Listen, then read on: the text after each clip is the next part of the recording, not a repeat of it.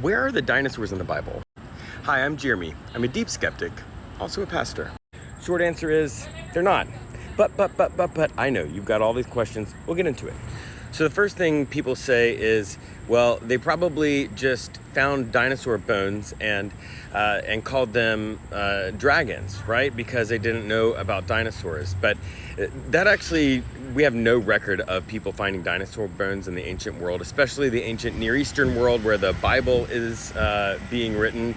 The only place that we hear about that is in China, and then when they do start being discovered in other parts of the world, they don't actually think that they're dragon bones. They think that they are giant humans, and so we never really have that problem anywhere near or around where the Bible was made. But what about the King James Version? It uses the word dragon a bunch in it. Yes, it does. But the reason that it's using the word dragon is because it's translating a word from Hebrew called tanin, which is like a sea monster, a sea serpent, and it's sort of like a mythological sea serpent. And then there's drakon, which is like the Hebrew or the Greek precursor to our modern word dragon.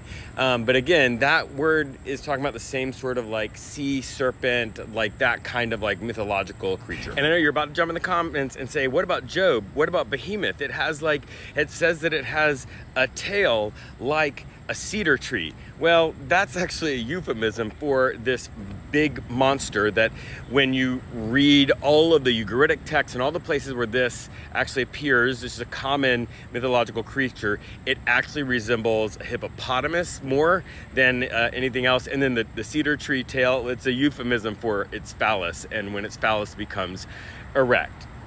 So, oh, don't think I forgot Leviathan. I remember Leviathan. Leviathan in Isaiah also uses the word tanin to describe it. So it is this sea monster, this mythological creature. So again, we don't have dinosaurs in the Bible. And they're not in there because science, right? They didn't know about dinosaurs. They haven't been discovered, or there wasn't, all the paleontology or any of that stuff that didn't exist. So the people who were writing the Bible couldn't talk about dinosaurs because they didn't know about dinosaurs.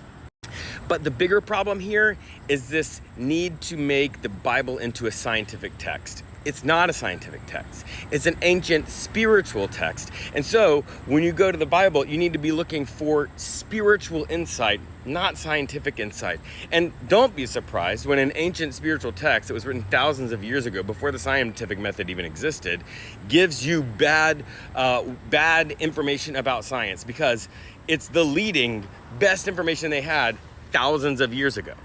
And I know it's disappointing because it makes for a much funner painting of the xenocidal story of the Noah's Ark to have Brontosaurus or Brachiosaurus or whatever, the modern T-Rex, like that would be awesome, but just not part of it because they didn't know. And of course, obviously, science tells us that like humans and dinosaurs were nowhere close to each other ever.